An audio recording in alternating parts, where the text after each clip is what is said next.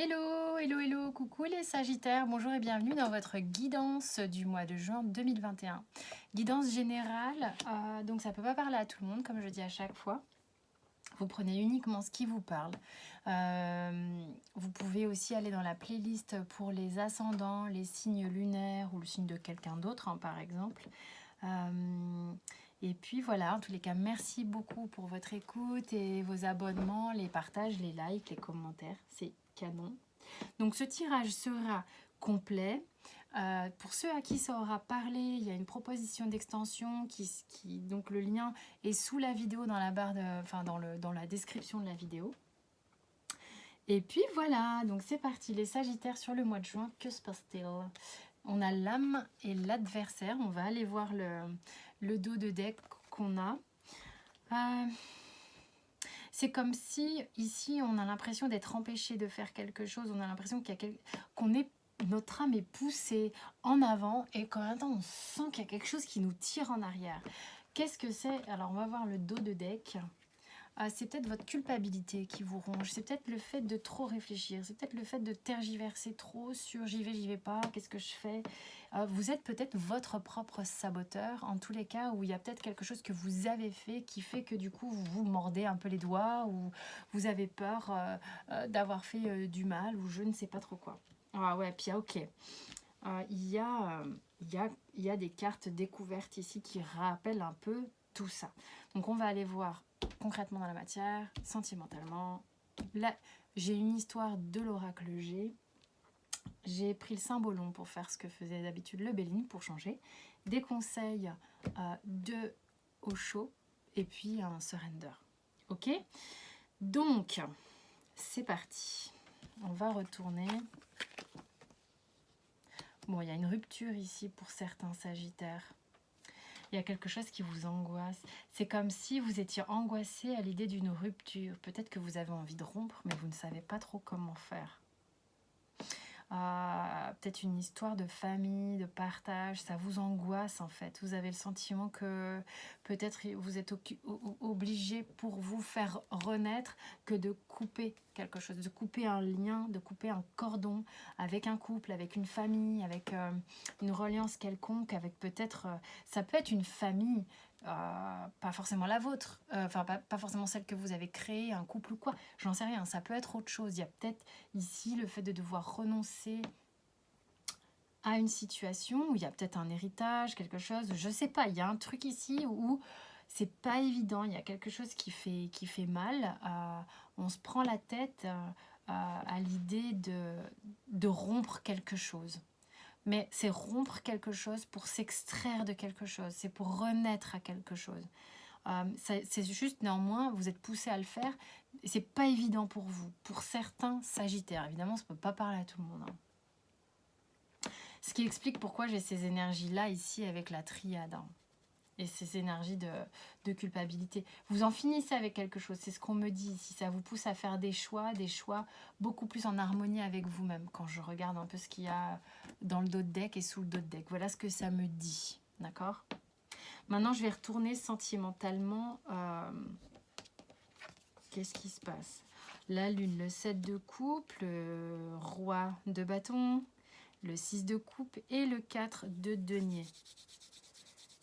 Quelque chose qui me donne froid d'un coup. C'est fou, ça vous laisse pas indifférent, tout ça.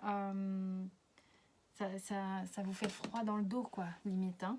En tous les cas, ce qui se passe, c'est que ça fait peut-être un moment que vous vous prenez la tête comme ça, intérieurement parlant, certains Sagittaires, à se demander à quel moment ça sera le bon moment. Vous savez pas comment vous y prendre. C'est la grosse confusion avec le 7 de coupe. Hein.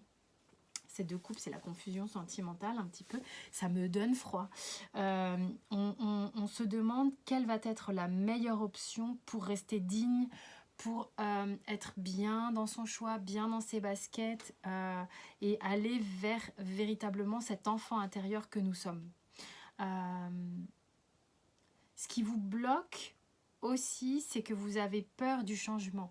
Vous avez peur de débranler cette stabilité, qu'elle soit matérielle, émotionnelle, cette stabilité qui était concrète. Il y avait peut-être une forme de stabilité, mais vous n'y étiez plus raccord. Donc là, c'est où, dans quelle peau se trouve le roi de bâton, il faut que je choisisse bien, il faut vraiment que je prenne le temps de ressentir ce que je veux pour être vers ce roi de bâton qui n'est autre que la retransmission adulte de mon enfant intérieur. Là, c'est vraiment ça qu'on me raconte. Hein. Ok.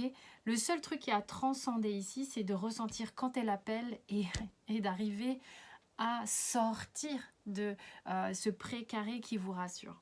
On va voir pourquoi ça nous raconte ça. Alors, avec le symbolon, c'est ça. On attend le bon moment. On attend que tout soit aligné. Qu'est-ce que c'est quoi le deck? Je vous montre les cartes, parce que je ne connais pas leur nom, de manière comme ça c'est clair. Et là, franchement, moi, c'est un peu le pape, hein, quand même, lui. C'est à quel moment ça va le faire, à quel moment je vais pouvoir prendre la pièce et la mettre dans le pot. D'accord? À quel moment on va me donner le top départ? C'est un peu ce que me montre cette lune qui attend, et qui se prend la tête et qui s'angoisse terriblement.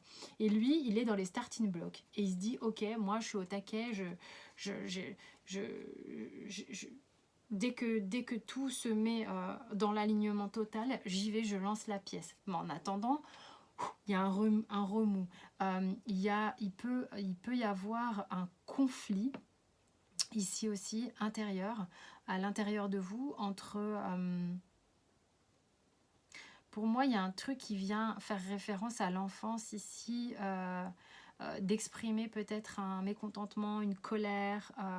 Est-ce que vous avez réussi à exprimer votre être intérieur dans la situation dans laquelle vous étiez? Est-ce que vous avez eu affaire à quelqu'un d'autoritaire, à quelqu'un qui ne vous comprenait pas, comme une désapprobation parentale dans votre enfance, quelque chose comme ça? Et du coup, vous vous êtes peut-être retrouvé encore dans une situation comme ça dans votre monde d'adulte. Et là, vous avez besoin de vous approuver par vous-même et de sortir de ça. Et pour sortir de ça, ça veut dire couper des choses, que ce soit familial, émotionnel, sentimental. Vous voyez comment ça vous parle. Mais du coup, ça vous demande d'être hyper aligné avec vous. Ok? Donc, vous vous mettez un peu la rate au courbouillon. Mais bon, c'est passager, hein? Qu'est-ce qu'il vous dit, le Osho? Il vous dit d'écouter votre cœur. Votre cœur va vous emmener directement les messages au niveau de votre troisième œil, votre coronal, et puis ça va vous permettre de le transférer aussi à votre mental. On vous dit votre passé vous encombre. Ce que vous avez mis en place qui était trop rigide vous encombre. Voilà ce qu'on vous dit. Donc c'est aussi sortir de